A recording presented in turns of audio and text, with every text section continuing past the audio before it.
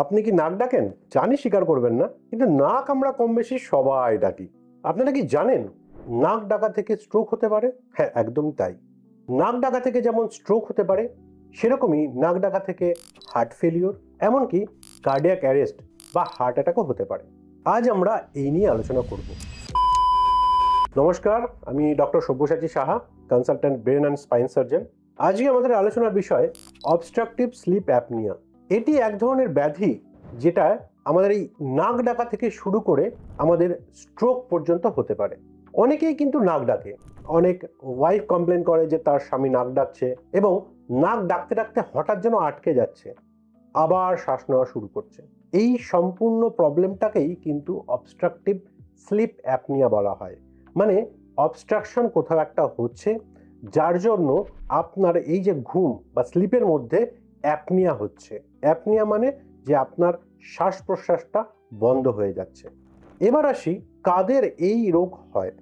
যারা স্বাভাবিকের তুলনায় একটু স্থূল, মানে যারা ওবেসিটিতে ভুগছেন, তাদের ক্ষেত্রে কিন্তু এই প্রবণতাটা অনেক বেশি দেখা যায়।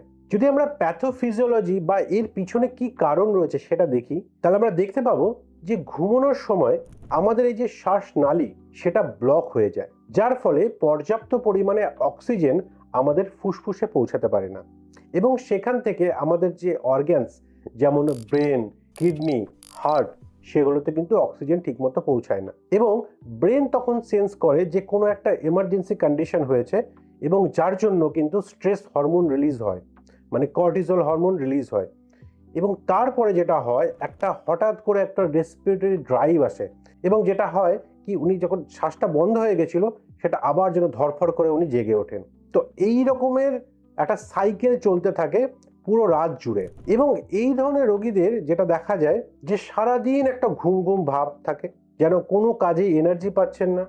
এমনও হয় যে গাড়ি চালাতে চালাতে ঘুমিয়ে পড়েছেন, অথবা কারোর সঙ্গে কথা বলছেন, কথা বলতে বলতে হঠাৎ করে ঘুমিয়ে পড়লেন এবং নাক ডাকা শুরু করলেন। তো এই ধরনের বিভিন্ন সিমটম নিয়ে কিন্তু এই রোগীরা আমাদের কাছে আসেন, এবং অনেক রোগীরই হাত পায়ে ক্র্যাম্পও ধরতে পারে। এবার আসি যে আপনারা কি করবেন যদি আপনার এবং আপনার বাড়ির কারো এই সমস্যা থেকে থাকে। তো সত্বর একজন পালমোনোলজিস্টের সাথে বা চেস্ট মেডিসিন স্পেশালিস্টের সাথে যোগাযোগ করতে পারেন, এবং তিনি এই সিমটমগুলো পর্যালোচনা করে একটা কিন্তু স্লিপ স্টাডি অ্যাডভাইস করতে পারেন, এবং স্লিপ স্টাডির যে রিপোর্ট আসবে এবং তার উপর নির্ভর করে আপনার এই যে স্লিপ অ্যাপনিয়া আছে কিনা সেটা বোঝা যাবে, এবং সেটাকে বিভিন্ন পর্যায়ক্রমে বা বিভিন্ন স্টেজে ভাগ করা হয়।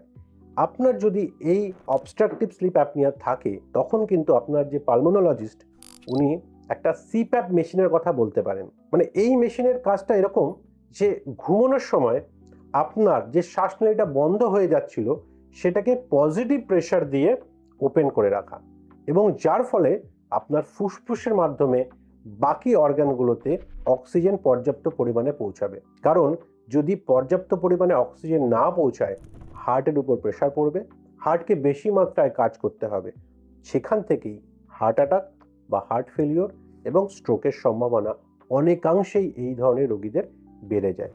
এছাড়াও সুগার এবং প্রেশারের সম্ভাবনাও কিন্তু এই সমস্ত রোগীদের অনেকটা বেড়ে যায়।